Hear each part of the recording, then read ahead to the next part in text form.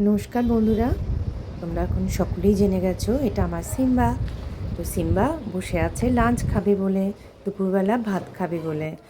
আর এই দেখো ওর মা মানে আমি লাঞ্চ রেডি করেছি। ভাত মেখে সলিড মাংস 6 পিস মতো দিই, একদম হাড় ছাড়া, আর একটু কুমড়ো একটু পেঁপে।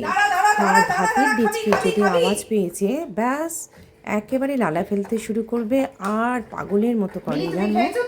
আর এখানে আছে আমার দুষ্টু মিনি। মিনি সোনার নিজের সব ভাতটা খেয়ে নিয়ে কুকুর কুকুর করে জানো।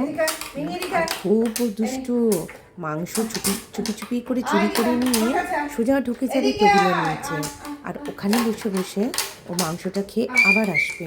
তাই এখন ওর ভাত খাওয়া হয়ে গেছে, ও আবার সিম্বাকে দেখে আবার খেতে এসেছে। তাই ওকে না আগে দিয়ে দিই, ভীষণ দুষ্টু জানো, কি বলবো। তো এই সিম্বা এই খাওয়া দাওয়া করে নিয়ে খুব সুন্দর পরিষ্কার করে খেয়ে নেবে, নেওয়ার পর নিজে নিজেই কি সুন্দর টয়লেটে চলে যায় জানো তো। দেখো, আর মিনি হচ্ছে ভীষণ দুষ্টু। আর মিনি না সিম্বা অঞ্চ মিনিকে ভয় পায় জানো, মাঝে মাঝে দাঁত খেঁচিয়েও টেনে নিয়ে। আর তখন সিম্বা ভয় পেয়ে যায়, দেখতেই বড় সড়ো, কিন্তু হাল চালে একেবারে বুদ্ধুরাম আমার সিম্বা, কিন্তু খুব ওবিডিয়েন্ট আর ভীষণ ভালো। এই দেখো আবার রাত্রি যথারীতি টাইম আছে, রাত্রিবেলা 10টা-15 মধ্যে খেতে দিই। তো দেখো এই খেতে দিয়েছি, তাই আবারও খাচ্ছে। খাওয়া দাওয়া হয়ে গেলে একেবারে সোজা যাবে টয়লেটে।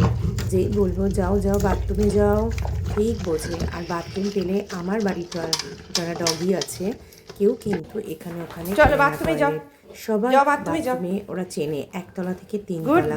তো এই দেখো আমার পটি সব করে একেবারে বেরিয়ে যাবে পা ধুয়ে, ব্যাস। তো তোমাদের কেমন লাগলো আমার সিম্বাকে তোমরা অবশ্যই জানিও কিন্তু।